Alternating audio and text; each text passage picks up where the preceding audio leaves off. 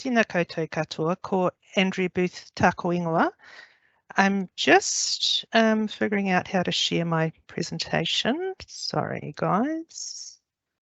Here we go. Now that's a funny display. Yeah, that's showing up good. Yeah, Great. Nice. So I'm with Reconnecting Northland. So we're a charitable trust based in Whangarei that's been established since 2012. And I'm the outreach manager for them. I started as their ecologist. So yeah, I've got a background, long history with DOC, working in threatened species management and operations. Oh, now it's not going. Why can't I get it to move down? Sorry, guys. There we go. So I'll just give you a brief overview of who Reconnecting Northland is. So our vision is that in 3 generations, Northland is a flourishing tapestry of abundant and resilient ecosystems. And so we work by bringing communities, agencies and resources together to support thriving ecosystems across Te Tai Tokerau. And we have 4 strategies that help us to do that. The first is to work as a connectivity catalyst. I don't know if many of you have heard that term, but that's about connecting. It's connecting from the top down and bottom up. So our CE, Po Manatu Amon Nathan, is working at a national level to see how we can better integrate across agencies. Second one is Te Kete Hononga, which I'll be talking about shortly. The next one is tapiri, so those are landscape scale ecosystems defined by the communities within them, and we're supporting them to work collaboratively to achieve more through collective impact. And the fourth one's relatively new. We're just sort of starting out here as nature-based enterprise, so carbon farming. We're really excited about upcoming biodiversity credits, etc. So just a quick overview about why we're embarking on this project. So as we're all aware, Te Tai Tokerau communities, there's very many across the region wanting to address ecological decline. So Te Kete Hononga it's actually a system. So we're using the term Te Kete Hononga as a what's the term I'm looking for? That's sort of the overarching, sorry, I've lost my train of thought. Anyway, it's a system that facilitates easy access to the support services and resources that the communities need. So there's very many of these, which I'll get into soon. And it's all about growing skills and capacity and improving efficiency.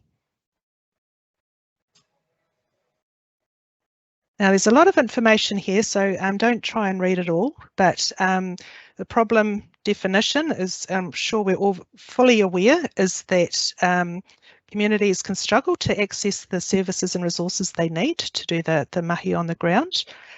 We've got many agencies and service providers, and it can be quite difficult to access what you need. There's so many and so many options. Addressing biodiversity loss has a whole heap of challenges to it, as we're aware, and there's a lack of interconnectedness across agencies and places and so on.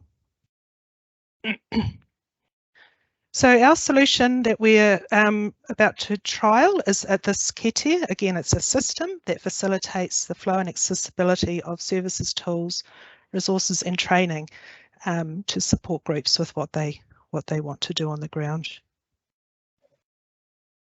Now, again, a lot of information here. I'm not going to talk to all these user group scenarios, but just a couple that will be relevant to this this audience.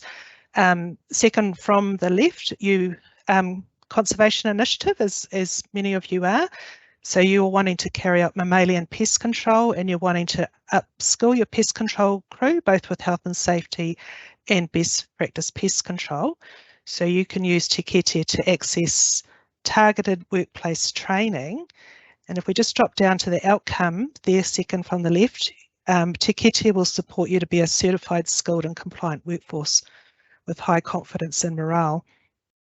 I'll just quickly talk about another one. The catchment group So this will probably be relevant to some groups who are wanting to work at a more catchment or, you know, wider landscape scale, maybe wanting to collaborate with others. So catchment groups are wanting to work in a more collaborative, coordinated way to scale up, and they can use Te Kete to develop an outcomes-based plan. And the outcome of that, oops, sorry. Again, third from the left there, Te Kete can support you to develop a common vision. So for a collective, to improve, increase collective impact in terms of what you're wanting to achieve. So we're just about to kick off a trial, which is starting in June, and we're in the development stage, which we've been working on for probably 18 months or so. Our trial partners are DOC and Ministry for the Environment, and we're in the process of confirming trial groups, which includes groups within predatory Tai Tokerau, so this collective.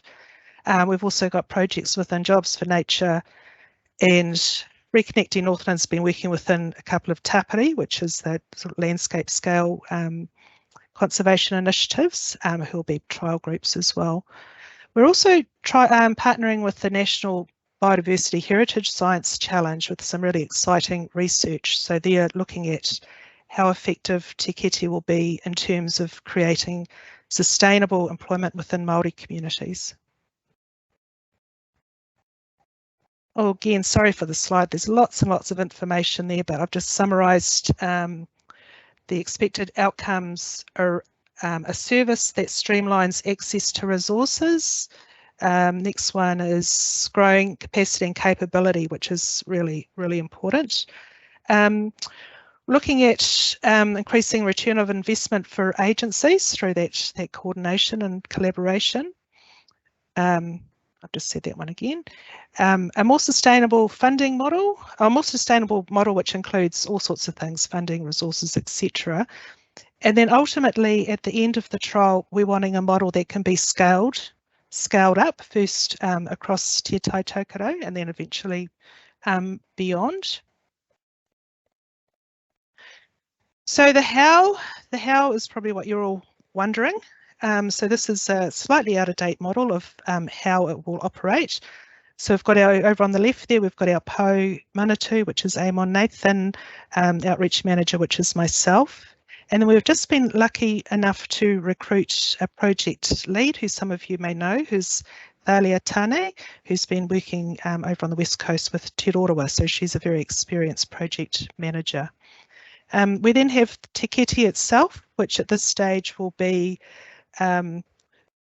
online. It won't be web-based at this stage because we need to work through the trial first, and then we'll develop a web-based system. But there will be online resources that can be accessed by project team members. And then the next group, the proposed outreach team, those are individuals who we're calling kairaranga, which means the weavers. And so one of the big differences with this system is that you've actually got people, you've got human beings on the ground who are interacting with the groups. So interacting with the groups to support them through the system. So often there's sort of lots of web-based systems which you sort of, I'm sure we've all experienced this. It's like, just go and look at this website and it'll have everything you need. And then people go there and it doesn't necessarily have what they need, or they don't necessarily know how to access what they need. So the kairaranga will be connecting with the groups directly, identifying what they need, and then facilitating access to those needs through Te Kete. Now, you probably recognise this slide from the survey that Danny did some time ago. She sent out a questionnaire to all of the predator-free collective groups, and one of the questions was, what are some of the supports that you need? So we've used this survey as well as other conversations we've had, because we're not just working with predator-free, we're working with other groups as well. But we've we've taken the feedback from this survey and conversations with others to identify what the main needs of the groups are, and we're focusing the trial on most of those needs, not all of them, because we have to sort of make sure that we can actually deliver. So the next slides show what we're proposing to deliver as part of the trial. So across the top there, the 4 right-hand columns, we've broken the resources down into tools, a lot of which are online tools, services, training, and guides and templates. So this is a very summarised table. There's a massive detail. We've got a massive spreadsheet with a heap of resources that fit under each of these, but some of these things might be a bit of a surprise to some of you, but there's just basic stuff like driver's licenses, especially if you've got a crew, if you've got employees. It may be that something as simple as the driver's license may make all the difference. Financial management's quite a biggie, especially if you've got a reasonable amount of resource you're dealing with. Funding support's massive, health and safety's massive. Just jump on to the next one. And the top one there, human resources. So we've been working with a couple of groups who've received jobs for nature funding, and one of the biggest challenges they have is recruitment and staff management and all the things that come with that. So if you haven't got all those systems in place, health and safety policies, there's just a massive things that come behind that. How do you recruit and manage and look after your staff? So that'll be a big part of Te Kete. And then, yeah, interestingly, marketing, comms and promotion was quite big in the predator-free feedback. And outcome and output monitoring are biggies as well. So just quickly, how long have I got? Oh, yep. So just quickly, we've got 2 phases over the next 18 months. So we're just still in development. So we are confirming the services with service providers and confirming the trial projects. That's work in progress. And then we're establishing the outreach team. Another critical person in the outreach team is the training coordinator.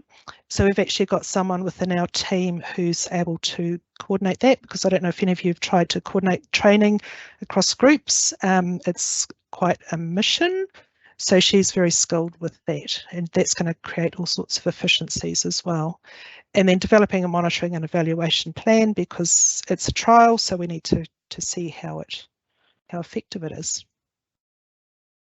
And then phase 2, so we're looking at June, jumping into the trial itself, so assigning the kairarangata projects.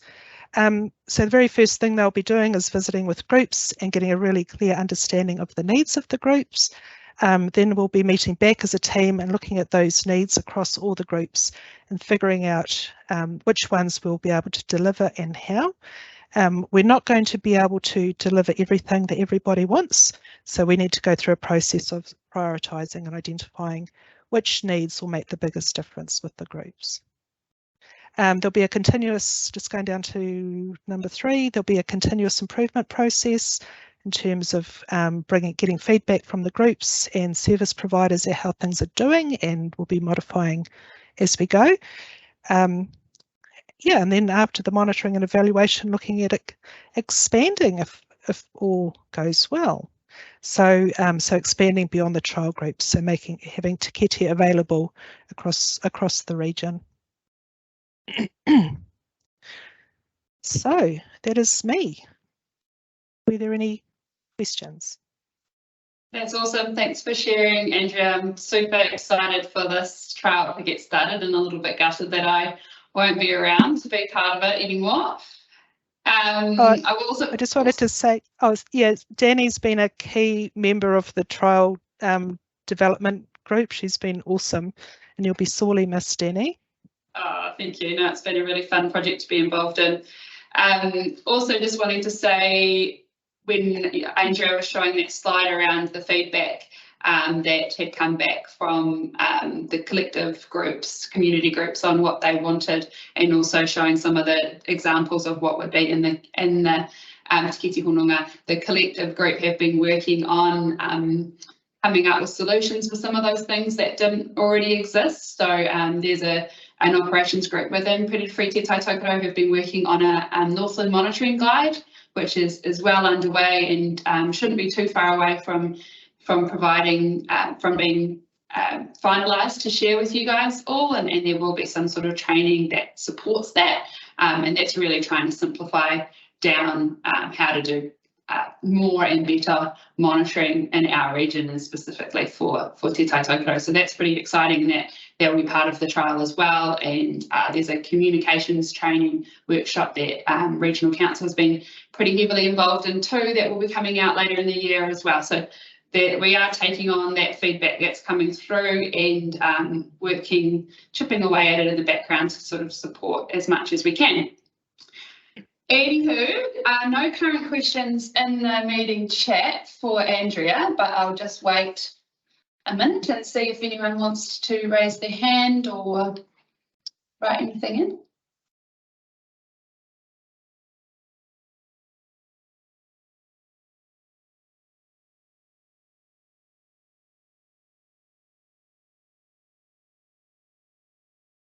Looks like you got off lightly today, Andrea. Not too many questions. Good. Do you want to give us an example of the types of training that might be delivered as part of the project? So our training coordinator was working as part of the large PGF Provincial Growth Fund project in South Hokianga, riparian restoration. So some of the big training needs she's currently working on are coordinating health and safety and first aid training. There's some operational stuff around GrowSafe, CSL certification, and there's some real practical stuff like that through to, like I said, driver's licenses. And then those are the current ones that have taken up a lot of the time, but what we'll be doing is, based on the needs that the groups identify, we'll modify the training requirements to their needs. There's also been quite a lot of admin stuff, financial management, project management, things like that. Cool.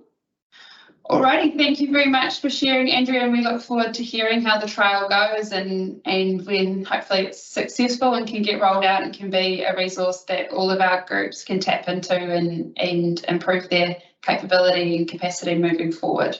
So I'm sure every group on this call has something that they need some assistance with, whether it's helping with funding or helping with training for pest control, whatever it is. So really looking forward to this project being brought to life